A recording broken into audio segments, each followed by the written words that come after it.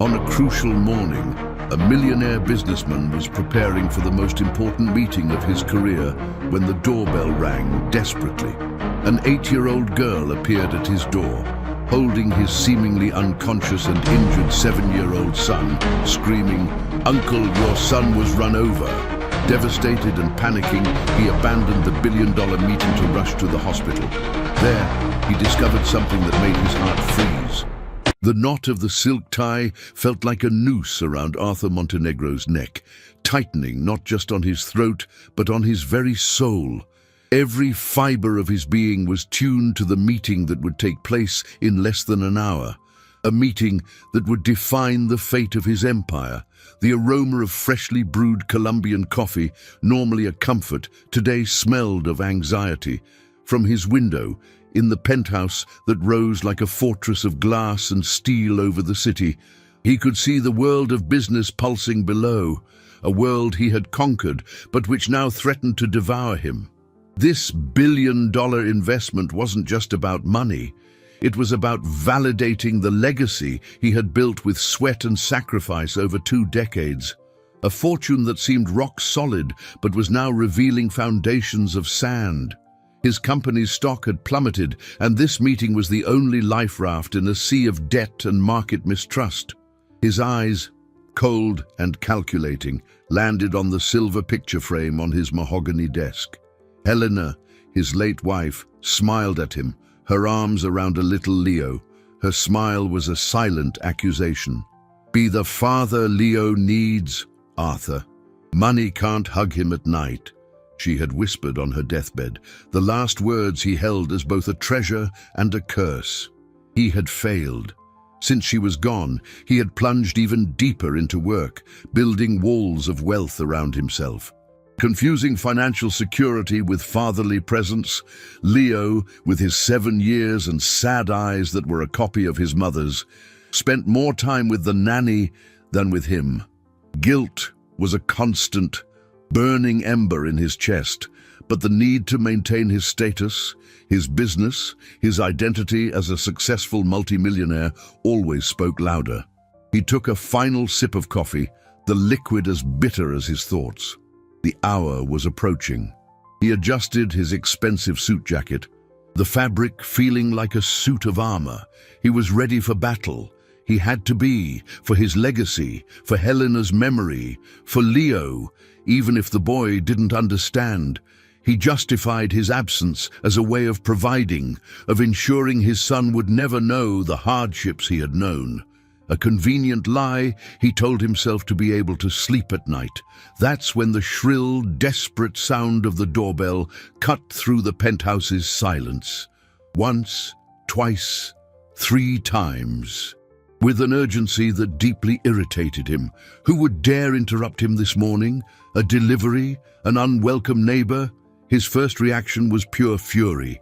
He marched down the marble hallway, his footsteps echoing his impatience, ready to dismiss whoever it was with an icy harshness.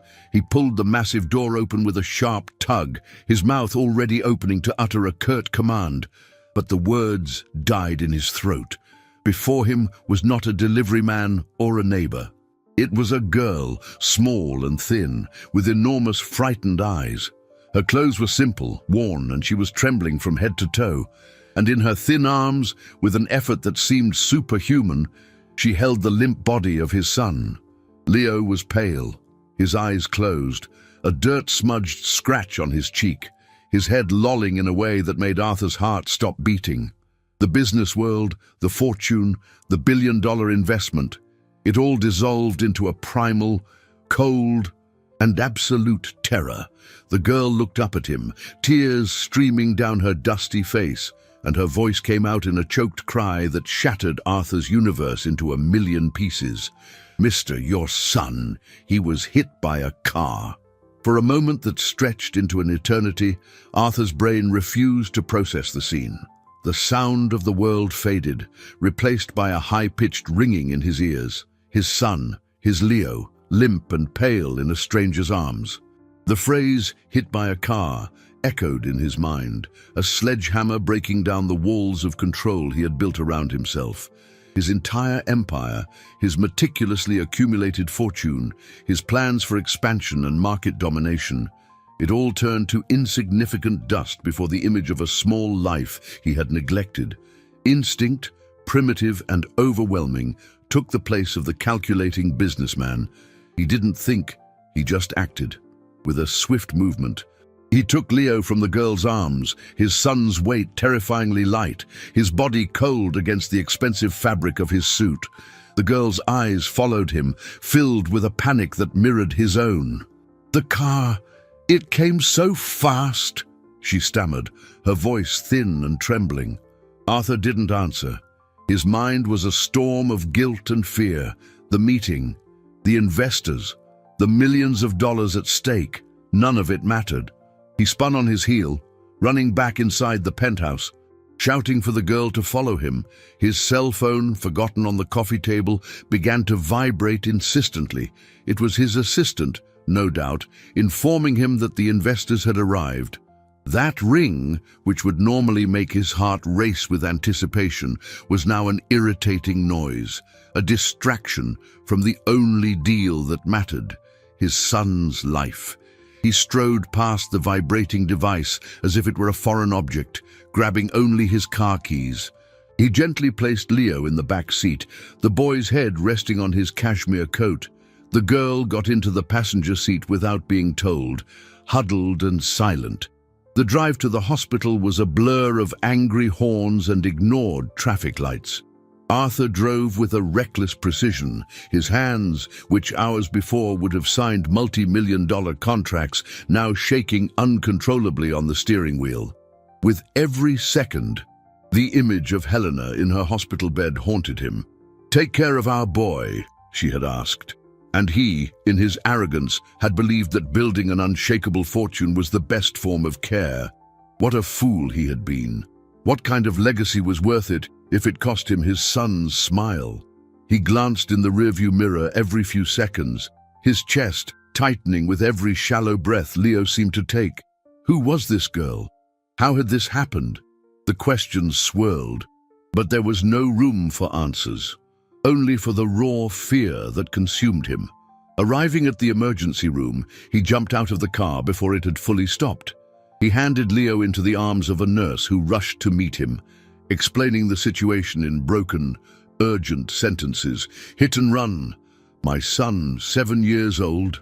Please." They took Leo away on a gurney, disappearing through a pair of automatic doors that closed with a dull thud, leaving Arthur behind. Alone in the sterile, noisy corridor, the girl was beside him, a small ghost amidst the chaos. He sank into a plastic chair, the adrenaline abandoning him, leaving behind a cold emptiness. Time dragged on. Every minute was torture. He didn't know what to do with his hands, with his thoughts, with the guilt that was suffocating him. Finally, after what felt like a lifetime of waiting, the same doors opened. A doctor in a white coat with a serious expression walked towards him. Arthur shot to his feet, his heart hammering against his ribs, the air trapped in his lungs, waiting for the verdict that could destroy what was left of his world. The doctor stopped a few feet from Arthur, the clipboard in his hands serving as a fragile barrier against the father's torrent of panic. The professional's face was not one of grief, but of slight confusion, which unsettled Arthur even more. He braced himself for the impact, for the clinical words that would describe the extent of the injuries, for the news that would break him forever. But what came was something entirely unexpected.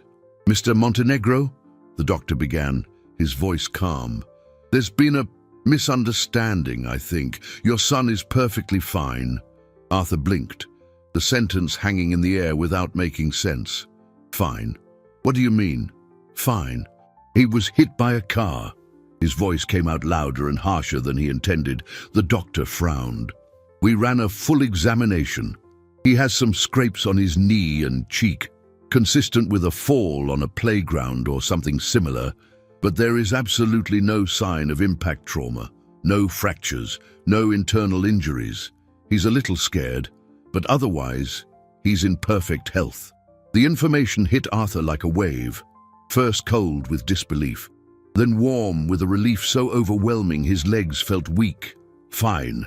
Leo was fine.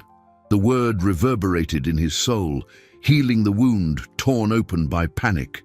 He ran a hand over his face, a sound that was half a sob, half a laugh, escaping his lips. All the fear, the guilt, the image of Helena, it all dissipated in that single, glorious truth. Can I see him?" he asked, his voice choked with emotion. The doctor smiled sympathetically and led him down a hallway to a small observation room. And there he was, Leo, sitting on the edge of a gurney too high for his legs, swinging his feet and sucking on a red lollipop a nurse must have given him. The scratch on his cheek was superficial, almost a childish detail. His eyes widened when he saw his father. "Dad," he said, his voice slightly muffled by the candy. Arthur rushed to him, wrapping him in a desperate hug. Inhaling the scent of his hair, feeling the warmth of his small, living body, it was real. He was okay. For several minutes, Arthur just held him, his heart gradually returning to its normal rhythm. But as the tide of relief receded, the shore of reality began to appear, and with it, the wreckage of his mourning, the meeting, the investors, the future of his legacy. He had abandoned the most crucial transaction of his career, a deal involving immense capital, because of what? A scraped knee. The confusion began to solidify into a cold, hard suspicion. The image of the frightened girl returned to his mind, the desperation in her eyes, the tremble in her voice. Had it all been an act? A performance? Why? He pulled back slightly from Leo, holding his shoulders. "Son, what happened? That girl, what did she tell you?" Leo looked down at the lollipop in his hand. "She said it was a game, that I had to pretend to be asleep to scare you." The simplicity of the confession was like a punch to Arthur's gut. A scare. He had been manipulated, made a fool of by a street kid. Fury began to bubble beneath the surface, a cold rage directed at that unknown girl. Who was she? What did she want? Money? It didn't make sense. He stood up, his expression hardening. He needed answers. "Stay here with the nurse, champ. Dad will be right back." He turned and marched out of the room, his steps firm and determined, back to the waiting area. He would find her. He would demand an explanation for this cruel game. But when he reached the spot where he had left her, the plastic chair was empty. He swept the room with his gaze, but there was no sign of her. The mysterious girl who had turned his world upside down had simply vanished. A vacuum opened where the girl had been. Her disappearance was more unsettling than her appearance. Arthur stood in the middle of the hospital corridor, a powerful man accustomed to having all the answers, now completely adrift. The anger he felt at being deceived began to mix with a strange and unsettling curiosity. Why would a child orchestrate something so elaborate? What could she possibly gain? He returned to Leo's room, his mind racing. The image of his son, safe and unharmed, was the only anchor in a sea of confusion. He needed to get him out of there, back to the safety of his home, and try to understand what had happened to his mourning, his life, and most importantly, his financial empire. The word meeting flashed in his mind again like a fire alarm. The investment, the future of everything he had built. In the car, on the way home, the silence was heavy. Leo, sensing the shift in his father's mood, remained quiet in the back seat. Looking out the window, Arthur picked up his cell phone, his hands still slightly trembling. He dialed his assistant's number, prepared for the avalanche of bad news. "Mark, it's me. What did I miss? How big is the disaster?" On the other end of the line, Mark's voice was tense, almost a whisper. "Arthur, thank God you're okay. Where are you?"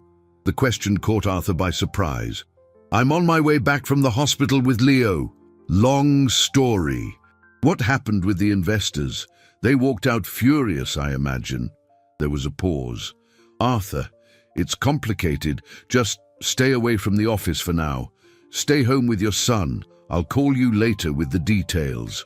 And he hung up. Mark's enigmatic answer only heightened Arthur's anxiety. Stay away. Why? That wasn't the protocol for a failed deal. This was something else. A feeling that he was missing a fundamental piece of the puzzle washed over him. He dropped Leo at home with the nanny, making sure the boy was truly all right, and then, against his assistant's advice, got back in his car. He couldn't just wait at home. He needed to see the damage with his own eyes, maybe try for an emergency meeting, offer apologies, salvage what was possible from the deal that would define the future of his capital. He sped toward the financial district, his heart pounding with the anticipation of the confrontation. But as he approached the mirrored skyscraper where the meeting was supposed to have taken place, he saw it, flashing red and blue lights, reflecting chaotically off the building's glass facade. Several police cars blocked the entrance, and the area was cordoned off with yellow tape. Arthur slammed on the brakes, the car's tires screeching. What was this? A fire, a false alarm. He got out of the car, the knot in his throat tightening again. But this time it wasn't about business. Something was terribly wrong. That's when he saw them. Several men in expensive suits, some of whom he would recognize in any boardroom in the world, being escorted out of the building with their hands behind their backs in handcuffs. Among them, the pale, shocked faces of executives from rival companies. His partner, Ricardo, was leaning against a squad car, talking to a detective, his face as white as a sheet. The scene was surreal, a nightmare from the evening news invading his world of high finance. An officer approached him, holding up a hand. "Sir, please step back. This is an active investigation scene." Arthur was paralyzed, his mind trying to connect the dots. The girl, the fake accident, the meeting he missed, the men being arrested. It wasn't a game. It wasn't about money. That farce, that desperate lie told by a trembling child. Somehow, it had kept him from being here. It had saved him. But from what? The revelation fell on Arthur like an avalanche. Every detail of that chaotic morning began to fit into a terrifying mosaic. The desperation in the girl's eyes hadn't been faked. It was real, but for a reason he could never have imagined. She wasn't tricking him for fun or to extort him. She was protecting him. The urgency in her voice, the theater of the accident. It had all been a desperate act to keep him away from that building, away from that meeting, away from the trap. The understanding hit him with physical force, leaving him breathless. He hadn't lost a deal. He had escaped a disaster of unknown proportions. He backed away toward his car, his brain spinning furiously, trying to process the magnitude of what had just happened. The handcuffed men, the police, the investigation. A kidnapping. The word surfaced in his mind, cold and sharp. They were planning to kidnap him, or worse, he had to find that girl. The need was overwhelming, no longer driven by anger, but by a profound gratitude and an urgent need to understand. How did she know? Who was she? He started the car and drove away from the crime scene, his mind focused on a single objective. He had nothing to go on but the vague memory of her face and her simple clothes. It was like looking for a needle in a haystack.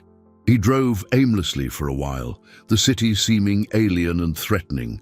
Then a detail came back to him. The scratch on Leo's face. It looked like it was smudged with reddish dirt, like from a playground. There was a public park a few blocks from his penthouse E, a place he rarely visited, but where the nanny often took Leo to play. It was a long shot, a desperate gamble, but it was the only lead he had. He parked near the park and started walking, his heart beating fast. The place was nearly empty in the middle of a weekday afternoon. He watched the few children running and playing, but none of them was the girl he was looking for. Frustration began to build. What if he never saw her again? How could he thank the person who, for some inexplicable reason, had saved his life? He was about to give up when he saw her. She was sitting alone on a swing, pushing herself slowly with the tips of her toes, her gaze lost on the horizon. The same faded dress, the same dark hair, Arthur felt a lump in his throat. He approached slowly, afraid of scaring her. She saw him coming and stopped the swing, her body tensing, her large eyes fixed on him, not with fear, but with a seriousness that didn't belong to a child. "Your son, is he really okay?" she asked, her voice low and cautious. Arthur nodded, stopping at a respectful distance. "He's fine, thanks to you." He paused, searching for the right words. "I don't know how you knew or why you did what you did, but you saved me. That meeting, it was a trap. How did you know?" The girl looked down at her own feet, her worn shoe drawing circles in the dust. "I heard some men talking near my home. They were talking about the millionaire in the big penthouse and the meeting today. They said they were going to get you." Her explanation was so simple, so direct, it seemed almost impossible. "And why help me?" "You don't know me." She finally lifted her face, and in her eyes was a depth that shook him. "My mom taught me to always help good people, and you're a good person." Arthur frowned, confused. "Your mom? Does she know me?" The girl nodded. "A long time ago, before I was born. My name is Lyra, and my mom is Clara." The name hit him like a lightning bolt from a cloudless sky. Clara, a young woman whose nursing school tuition he had funded years ago, one of the few anonymous philanthropic acts he had ever made, driven by a rare moment of altruism after Helena's death. A small seed of kindness planted in the past, now blooming to save his life. The world suddenly seemed smaller and infinitely more connected. Lyra's revelation echoed in the park's silence, rewriting Arthur's past in a new light. Clara, he remembered her vaguely, a determined young woman with eyes full of hope whom he'd met at a charity gala. He had funded her studies, a gesture that at the time seemed small, a low-risk investment in human capital. He never imagined the dividends on that act would be paid out so dramatically and personally. That one action, nearly forgotten amidst stock trades and corporate acquisitions, had created an invisible bond, a debt of gratitude that was now being repaid with his own life. He looked at little Lyra, the personification of that gesture, and felt a wave of humility he hadn't experienced in a long time.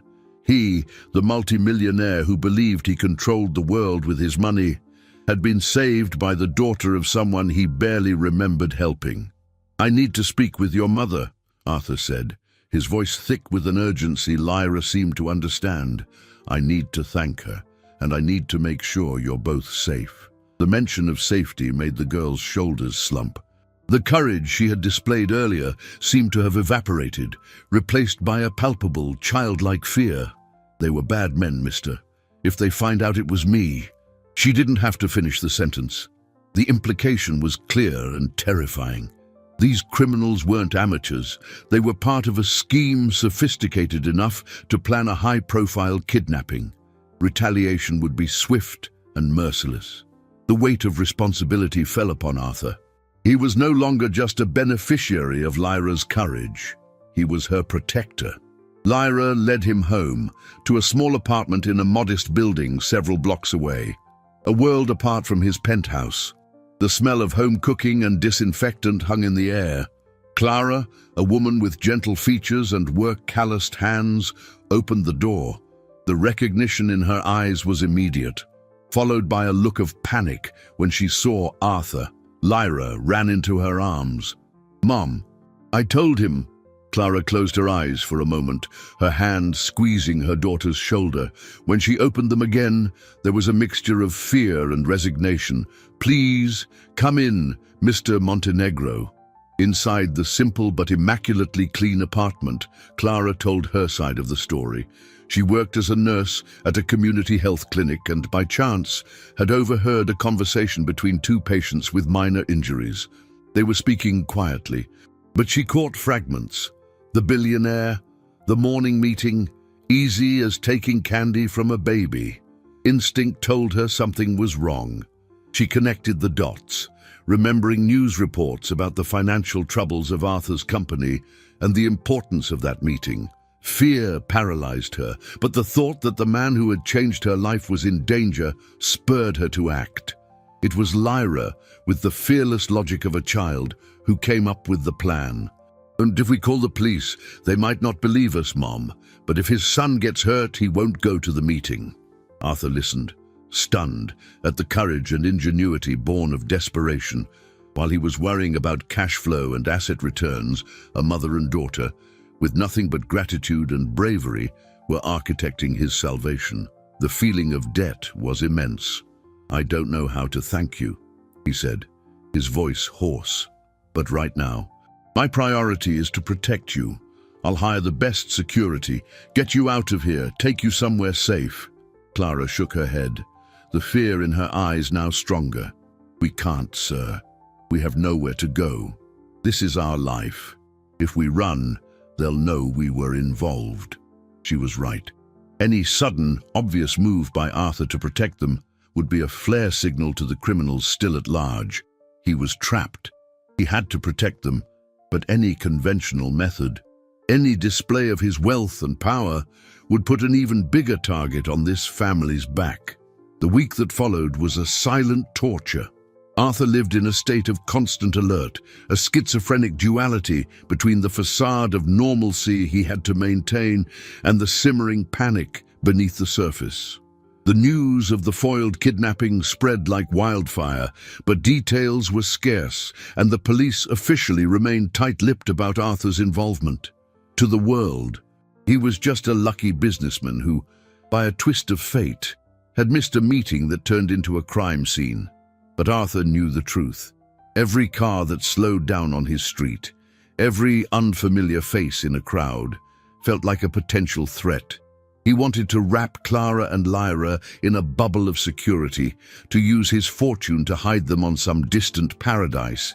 But Clara's argument echoed in his mind. A sudden disappearance would be a confession that they knew something. His relationship with Leo also became a minefield. The boy, confused by the sequence of events, the fake accident, his father's panic, the sudden attention, was more withdrawn than ever. Arthur tried to connect, taking him on outings, buying him expensive gifts, but he felt a chasm between them. Leo felt that he had been used. Even without understanding the complexity of the situation, he sensed the lie and fear in the adults' eyes, and it frightened him. "Why did that girl lie, Dad?" he would ask, and Arthur didn't have an answer he could give a 7-year-old. How do you explain that a lie saved your life, but now put you all in even greater danger? The attempt to protect Lyra was driving him further away from his own son.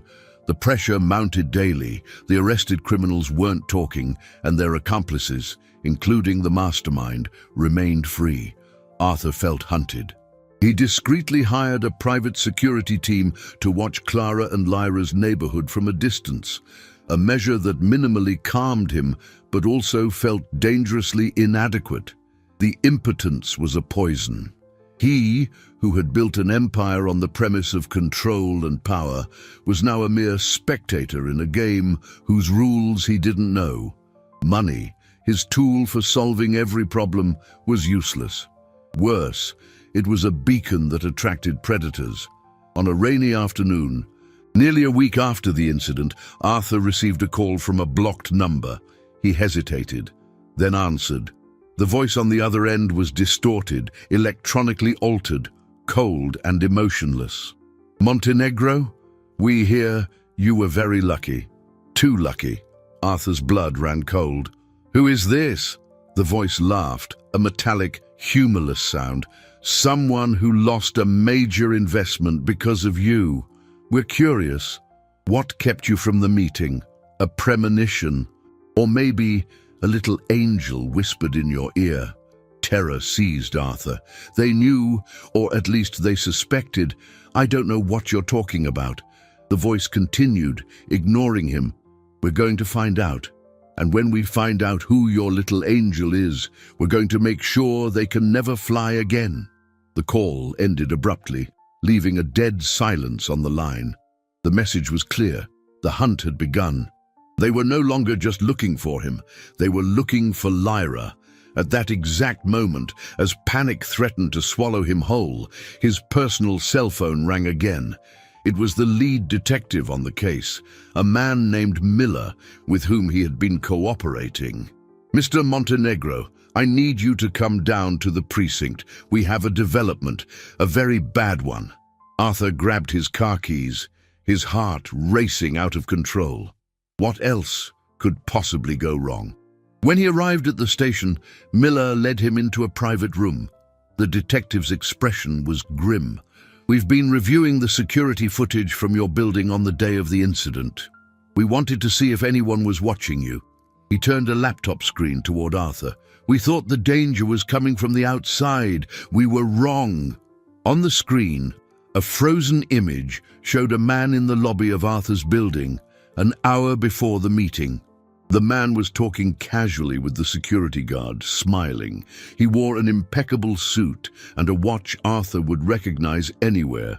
It was Ricardo, his partner, his friend of over 20 years, the man he would have left in charge of the company if anything happened to him. He was the leader of it all. The image on the laptop screen was a blow to the soul. Ricardo, Leo's godfather, the man with whom he had shared dreams, failures, and the building of an empire. The betrayal was so profound, so visceral, that for a moment Arthur felt the floor disappear from under his feet. Every shared memory, every handshake, every piece of business advice now revealed itself as part of a long and meticulous deception. Ricardo wasn't his partner. He was a predator who had been patiently waiting for the right moment to strike. Detective Miller watched Arthur, the professional compassion in his eyes unable to mask the gravity of the situation. "Your partner was the mastermind behind it all, Mr. Montenegro. He sold information about your routine, your security, and most importantly, about the meeting. The plan was simple: kidnap you, force you to transfer control of your stock, and then make you disappear. With you out of the picture, he would assume total control of the company's assets." Miller's words were like hammer blows, each one driving the reality of the betrayal deeper. Arthur sat down, the strength draining from his legs. The coldness of the plan was terrifying. Ricardo hadn't just wanted his wealth, he wanted to erase his existence. But why? The question escaped Arthur's lips, a whisper of pure disbelief. The detective sighed. Greed, envy. From what we've gathered, he had massive gambling debts, bad crypto investments that went south. He saw your fortune as the solution to all his problems. The irony was cruel. While Arthur had worked obsessively to grow his assets, his closest friend was plotting to steal everything, including his life. The pathological mistrust that had always followed him, which Helena had gently criticized, suddenly seemed like a virtue.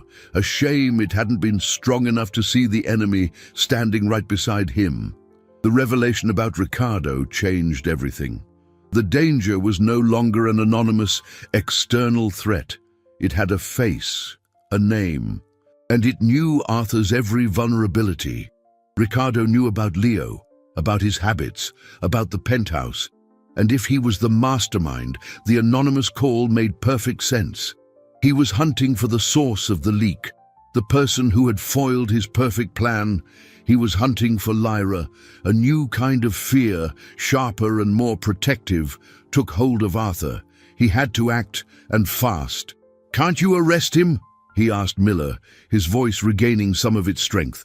"Not yet," the detective replied, his frustration evident. "The image in the lobby proves he was there, but it doesn't prove he was leading the scheme. The men we arrested haven't given him up. We need something more concrete, something that ties him directly to the crime." Arthur returned home with a crushing weight on his shoulders. The penthouse, once a symbol of his success, now felt like a glass cage, vulnerable and exposed. He looked at Leo, playing on the living room rug with his action figures, oblivious to the danger surrounding them. The sight of his son awakened a cold fury in him. Ricardo wasn't just threatening his business, he was threatening his family. The subplot of his relationship with Leo took on a new shape. The boy, who had felt used and betrayed by Lyra's deception, was now at the center of a very real danger. Arthur knelt beside his son, Leo, we need to talk. It's about Lyra. For the first time, he decided to tell a version of the truth, tailored for a child's understanding. Son, Lyra didn't lie to scare you. She lied to protect me. There were bad men who wanted to hurt me, and her game stopped me from meeting them. She was very brave. Leo looked up from his toys, confusion giving way to a spark of understanding. Like in superhero movies. Arthur managed a sad smile. Exactly, like in the movies. And now, we have to be her heroes. We need to protect her because the bad men are looking for her. The seed of responsibility was planted. Leo's resentment began to transform into a sense of purpose. He was no longer the victim of a prank, but a participant in a secret mission to protect a heroine. The change in his posture was subtle, but to Arthur, it was monumental. That night, for the first time in a long time, Leo asked to sleep in his father's bed. And as Arthur held him in the dark, the fear still present, he felt something new forming, an alliance.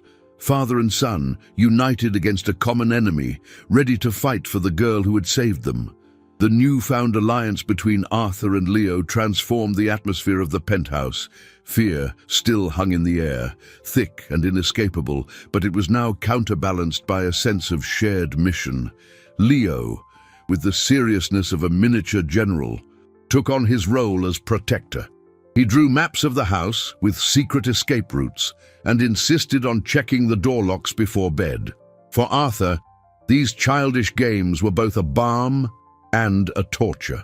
They eased the tension, but also served as a constant reminder of the innocence that was at stake. His son's transformation was remarkable.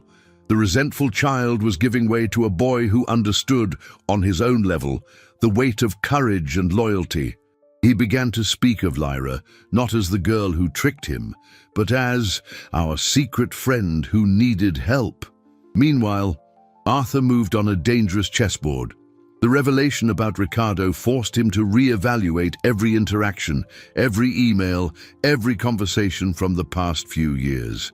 He felt as if he were walking through his own home, but with all the walls removed, exposing him to an enemy who knew the floor plan of his soul. He continued to go to the office, maintaining the charade of normalcy. Facing Ricardo every day was a test of self-control. His partner's easy smile, his concerned questions about the incident, all of it was coated in a veneer of poison. Arthur responded with calculated coldness, using his work obsession as an excuse for his distance. Every meeting became a performance, every handshake a silent battle. Protecting Clara and Lyra became his obsession. He knew the distant surveillance wasn't enough. He needed a more robust, yet discreet plan. The difficulty was immense: how to move them without raising suspicion, how to communicate without leaving a digital trail that Ricardo's team, likely tech-savvy, could intercept. He started using burner phones and meeting with Detective Miller in crowded public places, like food courts in malls, to evade any kind of surveillance. With each meeting, Miller's frustration was more palpable. He's careful, Arthur. He doesn't make mistakes, and we have a bigger problem. The detective hesitated, his gaze heavy. We have reason to believe there's a leak within our own department.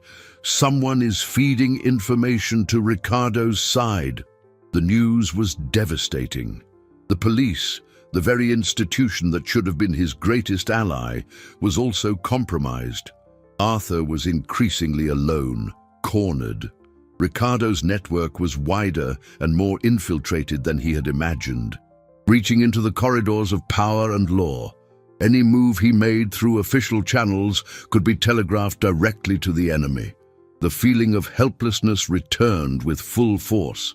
His vast financial resources, his network of contacts, his influential power, all proved useless against a conspiracy that was corroding the very foundations of societal trust.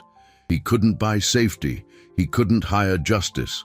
Desperate, Arthur made a risky decision. He needed eyes and ears in a place Ricardo would never expect. He remembered a former head of security who had retired, a man named Sullivan, an old-school type who trusted instincts and human surveillance over technology. Sullivan was loyal, discreet, and owed Arthur a favor. He met him in a simple diner, far from the financial district.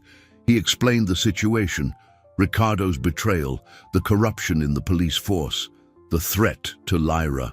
Sullivan listened in silence, his weathered face impassive. When Arthur finished, the old security man took a sip of his coffee. "That Ricardo kid was always too ambitious," he said, his voice gravelly. "To catch a snake, you can't be afraid to step into the nest. I'll take a look. But you should know, Arthur, when you stir up a nest like this, other snakes tend to show up." The warning was ominous, but Arthur had no choice. He needed someone who could operate in the shadows, someone he could trust. He had no idea that by stirring that nest, he was about to wake a predator that would make Ricardo seem like a secondary problem.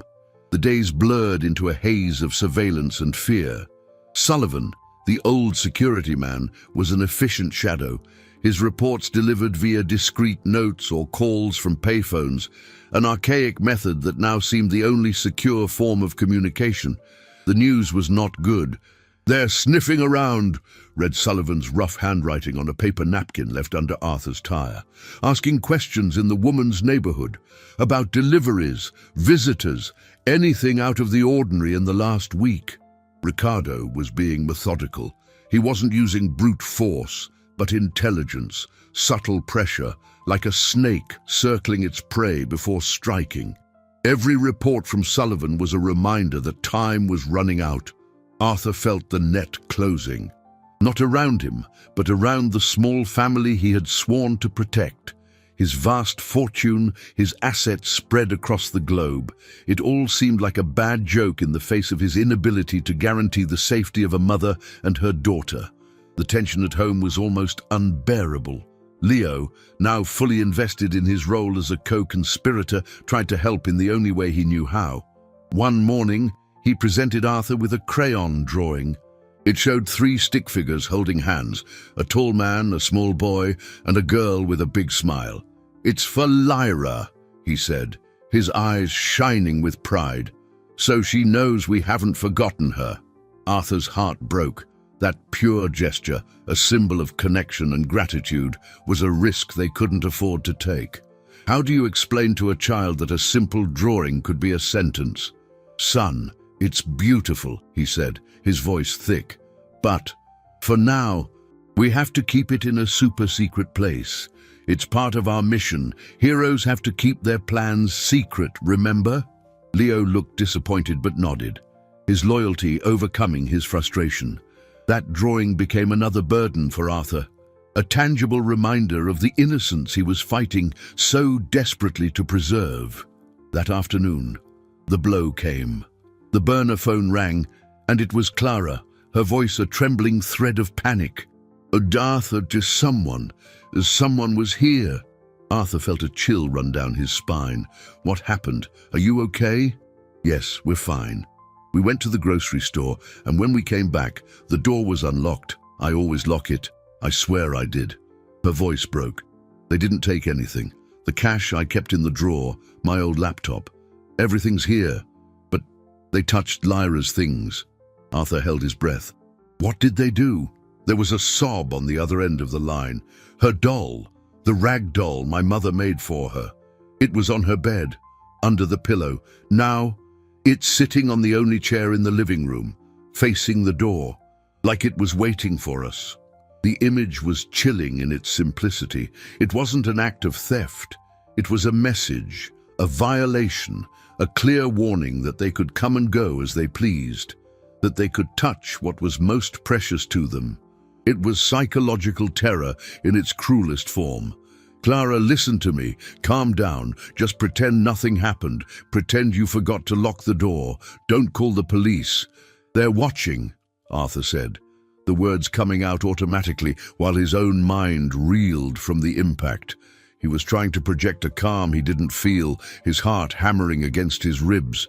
While he was trying to calm Clara, his other phone, his personal one, began to ring. It was Sullivan. Arthur motioned for Clara to wait, his chest tight with a terrible premonition.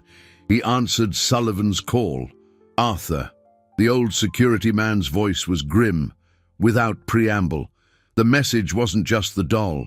They left something else. On the door jamb, outside. Something only you would understand. Arthur closed his eyes, dreading the answer. What was it, Sullivan? A single chess piece, a white pawn. The image of the white pawn, solitary and insignificant, exploded in Arthur's mind with the force of a grenade. It wasn't a random symbol, it was a personal message, a fragment of a past he shared only with Ricardo. For years, in the early days of the company, they would relax by playing chess. Arthur, the aggressive player, always sacrificing minor pieces in pursuit of victory. Ricardo, the patient strategist, would always remind him, never underestimate the pawn, Arthur. It's the soul of the game. It looks weak, but it can become the most powerful piece.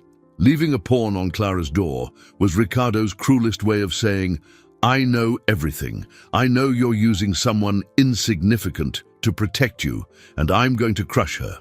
The threat was no longer veiled. It was a declaration of war, and Lyra was the battlefield.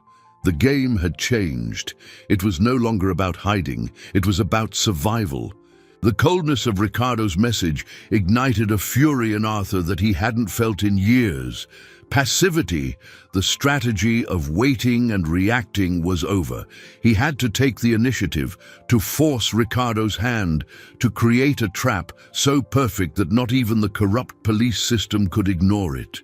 He spent the night awake, his brain working at a frantic pace, analyzing every angle. His fortune, once a burden that made him a target, now had to become his greatest weapon. He couldn't use legal means, so he would use the enemy's methods: deception, manipulation, and a high-stakes gamble. The plan that began to form was audacious and dangerous, risking not only his legacy but the only thing of value he had left, his son. The next morning, he met with Sullivan, not in a bustling cafe but in an abandoned warehouse in the Port District. The grim atmosphere matched Arthur's mood. He laid out his plan. Ricardo is expecting me to protect the girl, to hide her. That's what he wants, for me to make a mistake. But we're going to give him something different. We're going to give him bait he can't resist. Sullivan listened, his face impassive, as Arthur detailed his strategy. I'm going to spread a rumor that the girl didn't just overhear the conversation, but that she has proof, that she recorded everything on the toy phone she always carries. It was a complete lie, a risky fabrication. Ricardo will be desperate to get his hands on that proof. He can't risk it falling into the hands of the honest cops. Sullivan pondered for a moment, the silence in the warehouse broken only by the distant sound of a ship's horn. It's good bait, Arthur, but it's dangerous. You'll be putting the girl directly in his sights. He won't just watch anymore. He'll act, Arthur nodded, his jaw tight. I know. And that's exactly what I want. I want him to come out of the shadows. And when he comes for her, we'll be waiting. The plan had a second layer, the part that made Arthur's stomach turn. For the trap to work, Lyra has to actually disappear, and the disappearance has to look real. It has to create panic.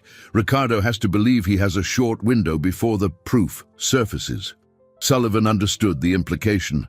You're going to kidnap her yourself?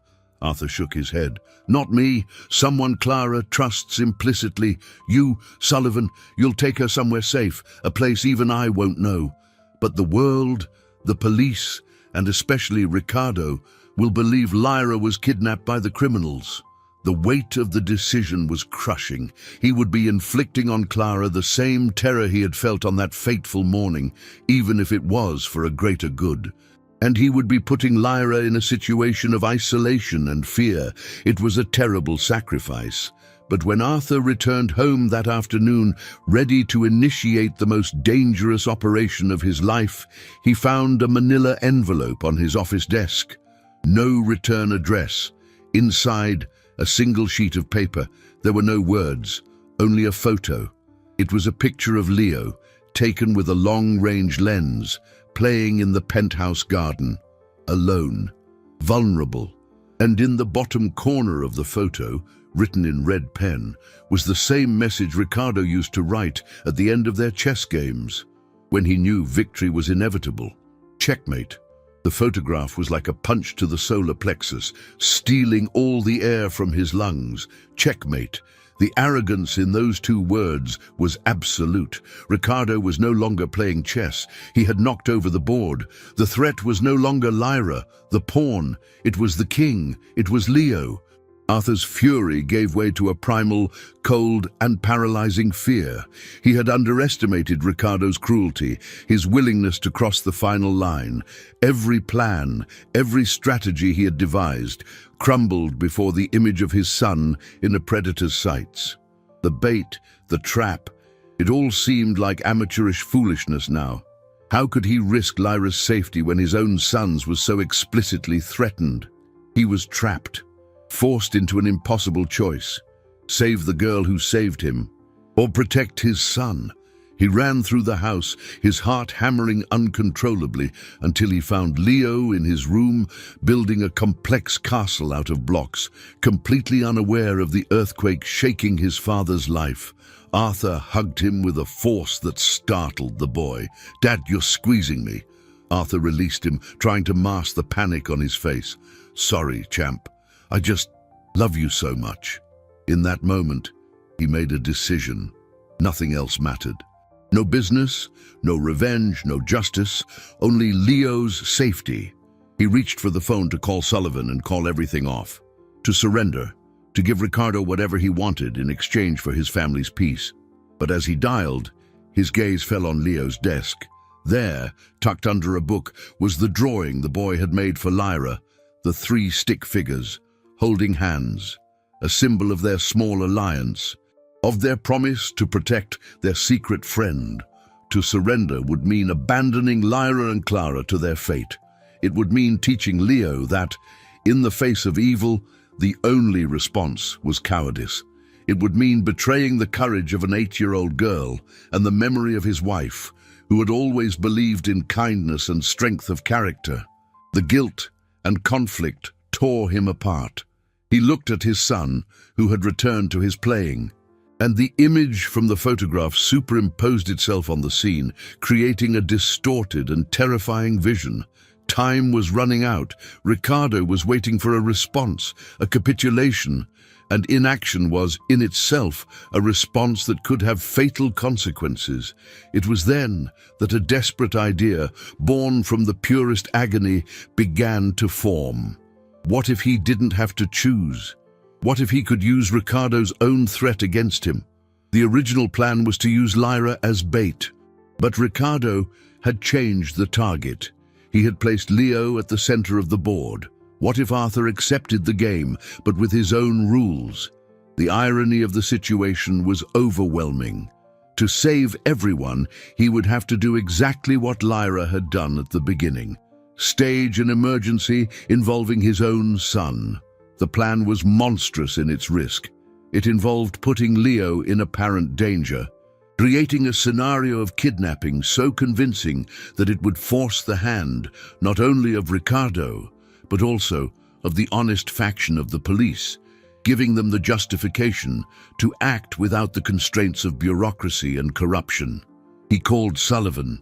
"Change of plans," he said, his voice firm, hiding the tremor in his hands. "The bait won't be the girl anymore. It'll be my son." On the other end of the line, there was a shocked silence. "Arthur, have you lost your mind? It's too risky." "It's the only move we have left," Arthur retorted. "Ricardo is expecting me to protect Leo. He won't expect me to use him. He underestimates me. He thinks I'm just a businessman. But he's forgotten that before anything else, I'm a father. And a father will do the unthinkable to protect his family." He hung up and turned to face the most difficult task of his life, explaining to a 7-year-old boy that he needed to become the hero in a very real and dangerous story. A story where the monster didn't live under the bed, but wore an expensive suit and called him Godson. The emotional climax of his journey was about to begin, and he had less than 48 hours to orchestrate the bluff that could either save everyone or destroy everything he loved. The next 48 hours were the longest and most torturous of Arthur's life. Every second was weighted with an unthinkable gamble. The conversation with Leo was delicate, a mix of fairy tale and spy manual. Arthur explained that they had to play a giant trick on the bad man to get him caught. Leo, with the unshakable trust a child places in his father, agreed, his eyes wide with a mix of excitement and a hint of fear. The mission was simple. He would go on an outing with Sullivan, whom he knew as a friend of his father's, and stay hidden for a while, with no calls allowed. The heroism of the task outweighed the boy's fear, turning him into a secret agent on his own adventure. For Arthur, every one of Leo's brave smiles was a knife in his heart. The plan was executed with military precision. Sullivan kidnapped Leo in broad daylight from a busy park, a swift, confusing action that was witnessed by one of the few police officers Detective Miller trusted. The news exploded. The son of multimillionaire Arthur Montenegro had been abducted. The panic was immediate and real. Arthur played the role of a lifetime, that of the devastated father, desperate in front of the TV cameras camped outside his penthouse. But behind the scenes, he was in direct contact with Miller, feeding him information that subtly pointed toward Ricardo. Ricardo's reaction was exactly as Arthur had predicted. The initial shock, the offers of help, the false solidarity. But beneath the mask, Sullivan, who was now watching Ricardo closely, reported frantic activity. Ricardo was making calls, trying to figure out who was behind the kidnapping, terrified that a rival group had entered the game. He couldn't understand how he had lost control. The bait had worked. Ricardo was destabilized. The final piece of the puzzle, however, came from an unexpected place. Clara, upon hearing of Leo's kidnapping, felt a wave of guilt and courage. She called Arthur, her voice firm. "I can't stay silent anymore. Lyra didn't record anything, but my late mother, who worked as a cleaner in your company's building for years, did." Arthur was speechless. "What?" Clara explained. Her mother, an observant and mistrustful woman, had overheard Ricardo's conversations for years. She sensed he was untrustworthy and, using a small recorder she kept in her apron pocket, began to register snippets of suspicious conversations, especially those he had in his office late at night. She never knew exactly what she had, but she kept the microcassettes in an old sewing box, telling Clara they might be useful one day. After her mother's death, Clara had kept the box for sentimental value, never knowing its explosive contents. It was the most unlikely and valuable inheritance in the world. Arthur's late wife, Helena, who always visited the building and chatted with the staff, had been friends with Clara's mother. It was Helena who, recognizing Clara's intelligence, had encouraged Arthur to fund her studies. The circle was closing in a poetic and devastating way. Ricardo's conspiracy was older than Arthur had imagined. The tapes didn't just contain the kidnapping plot, they contained years of fraud, stock manipulation, and betrayals. With the tapes in hand, delivered by a courageous Clara to Miller, the police finally had the irrefutable proof they needed. The web of corruption was exposed. Ricardo's arrest in his panoramic boardroom was not an act of violence, but of silent humiliation. He saw Arthur standing in the hallway, and in his eyes there was no anger, only the empty understanding of defeat. The criminal network, including the corrupt cops, was dismantled. Leo was rescued and returned to his father's arms, the small hero of a war he barely understood. Arthur's first victory was everyone's safety, but it came at a cost. The tapes, while exposing Ricardo, also revealed irregularities in Arthur's own business dealings, aggressive practices that, while not illegal, bordered on immoral. To clear the company's name and ensure justice was served, he had to relinquish control. selling his stock and dismantling the empire he had spent a lifetime building. He lost his fortune, but he saved his soul. The dust settled slowly, revealing an entirely new landscape in Arthur Montenegro's life. The penthouse, once a symbol of power and isolation, felt large and empty without the constant buzz of assistants and meetings. The silence, however, was no longer oppressive. It was filled with Leo's laughter and, with increasing frequency, Lyra's. The loss of his financial empire, which Arthur had feared like death itself, turned out to be a liberation. Stripped of the title of billionaire, he was just Arthur. And for the first time in many years, that was enough. The second victory, the most important one, occurred not in a boardroom, but on the living room rug. Leo, building one of his block castles, looked up at Arthur, who now spent his afternoons with him, and said something that redefined the concept of wealth for his father. "Dad, are you not going to those boring meetings anymore?" "No, champ, not anymore." Leo smiled, a genuine, radiant smile that Arthur hadn't seen in years. "Good. Now you have more time to play." In that moment, Arthur understood the lesson Helena had tried to teach him. The true inheritance wasn't in net worth, stocks, or assets. It was in time, in presence, in the bonds that money can't buy and the lack of it cannot destroy. He had finally reconnected with his son, not as a distant provider, but as a present father. They talked about school, about superheroes, about Lyra's courage. Leo now understood that his father had chosen people over profits, and that act solidified a respect and love that no fortune could have secured. The final victory was building something new from the ashes of the past. Arthur used the capital he had left to start a new business, a small consulting firm based on principles of ethics and transparency.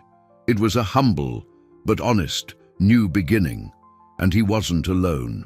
He offered Clara a minority partnership in the new firm, not as an act of charity, but as recognition of her courage and an investment in her intelligence.